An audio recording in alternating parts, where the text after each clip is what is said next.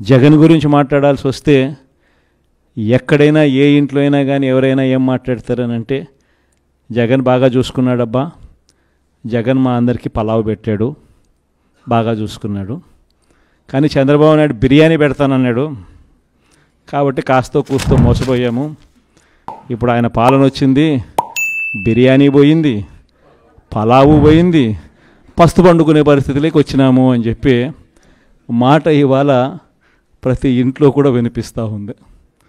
కాబట్టి ఖచ్చితంగా చంద్రబాబు నాయుడు చేసే మోసాలు అబద్ధాలను చాలా వేగంగా ఆయనకు చుట్టుకుంటాయి. ఈరోజు నిజంగా స్కూళ్ళు దారుణంగా చెడిపోయే పరిస్థితులకు వచ్చినాయి, హాస్పిటళ్ళు దారుణంగా చెడిపోయే పరిస్థితులకు వచ్చినాయి. ఈరోజు వ్యవసాయంలో రైతులందరూ మళ్ళీ క్యూలలో నిలబడే పరిస్థితులకి ఇవాళ కనిపిస్తూ ఉంది. ఇవాళ మొట్టమొదటిసారిగా మనం అధికారంలో ఉన్నప్పుడు నేరుగా ఇంటి దగ్గరికి వచ్చి తలుపు తట్టి సేవలు అందించే పరిస్థితి నుంచి ఇవాళ మళ్ళీ తెలుగుదేశం నాయకుల చుట్టూ తిరగాల్సిన పరిస్థితులకి మళ్ళీ ప్రతి గ్రామంలోనూ ఈరోజు ప్రతి పేదవాడు కూడా చేయాల్సిన పరిస్థితులు మళ్ళీ ఉత్పన్నమయ్యాయి. గవర్నెన్స్ దెబ్బతినింది, లా అండ్ ఆర్డర్ దెబ్బతినింది, స్కూళ్ళు దెబ్బతిన్నాయి, హాస్పిటళ్ళు దెబ్బతిన్నాయి, వ్యవసాయం దెబ్బతినింది. పేదలకు ఏదైతే తాను చేస్తాను అని చెప్పి ఏదైతే చెప్పినాడో ఆ చెప్పిన ప్రతి మాట కూడా అబద్ధం కింద ఈరోజు రుజువు అవుతా ఉంది. ఈ పాటికే మీ జగనే ముఖ్యమంత్రి స్థానంలో ఉండింటే ఈ పాటికే రైతు భరోసా వచ్చేసి ఉండేది, మీ జగనే ముఖ్యమంత్రిగా ఉండింటే ఈ పాటికే అమ్మఒడి వచ్చేసి ఉండేది, మీ జగనే ముఖ్యమంత్రిగా ఉండింటే ఈ పాటికే అక్క చెల్లెమ్మలకి అందరికీ 0 వడ్డీ కింద డబ్బులు కూడా వచ్చుండేటివి, మీ జగనే ముఖ్యమంత్రిగా ఉండింటే ఈ పాటికే చదువుకుంటా ఉన్న పిల్లలకు విద్యా దీవెన వసతి దీవెన కూడా ఈ పాటికే వచ్చుండేటివి, మీ జగనే ముఖ్యమంత్రిగా ఉండింటే ఈ పాటికే మత్స్యకార భరోసా కూడా అంది ఉండేటివి, మీ జగనే ముఖ్యమంత్రిగా ఉండింటే క్యాలెండర్ ప్రకారం ఈ పాటికే ఇవన్నీ పథకాలు వచ్చి ఉండేటివి. ఇప్పటి వరకు సమీక్షలు చేశాను. సమీక్షలు చేస్తే ఖజానా ఖాళీ అయిపోయింది. 10 లక్షల కోట్ల రూపాయల అప్పులున్నాయి.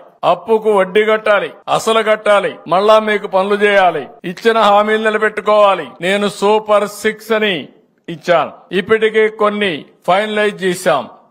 మొన్న మీరు చూస్తే ఒక అమ్మాయి ఇప్పుడే చెప్పింది, 1వ తారీఖున మా మామకి 4,000 రూపాయల పింఛన్ వస్తుందని. నేను చెప్పాను, పేదవాళ్లకు పింఛన్లు పెంచుతానని చెప్పాను, పెద్ద కొడుకుగా ఉంటానని చెప్పాను. చెప్పిన మాట నిలబెట్టుకుని మొదటి నెలలోనే 7,000 రూపాయలు ఇచ్చాం. 2వ నెల నుంచి 4,000 రూపాయలు ఇచ్చాం. వాలంటీర్లు లేకపోతే పింఛన్లే ఇవ్వలేమని ఎన్నికలప్పుడు ముసలి వాళ్ళందరినీ మోసుకొచ్చి ఎండల్లో కూర్చోబెట్టి దగ్గర 35 మందిని చంపేశారు. నేను అందుకే ఒక సవాలుగా చెప్పా, రేపు వస్తానే ఒక్క రోజులో 1 గంట నాకు సమయం ఇవ్వండి, ఎందుకు ఇవ్వలేమో నేను చూస్తానని చెప్పా. ప్రజలు అవకాశం ఇచ్చారు. ఒక రోజులో 99% ఆ ఊర్లో ఉండేవాళ్లు కాకుండా అందరికి ఇచ్చాం. ఇచ్చామా లేదా మీరే చెప్పండి. అసాధ్యమని చెప్పారు.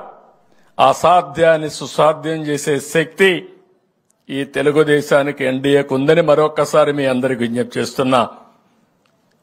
మంచి రోజులు వస్తాయి. అందుకే రేపు ఆగస్టు మళ్ళా 15వ తారీఖున అన్నా క్యాంటీన్ పెడుతున్నాం. గిరిజన ప్రాంతాల్లో అన్ని మండలాల్లో అన్నా క్యాంటీన్ పెట్టే బాధ్యత నాదని మీ అందరికీ హామీ ఇస్తున్నా. ఎందుకంటే పేదవాళ్లు ఎక్కడుంటే అక్కడ మనం అండగా ఉండాల్సిన అవసరం ఉంది. ఇదే కాకుండా మీ భూములు కొట్టేయాలని ఒక స్కెచ్ తయారు చేశారు.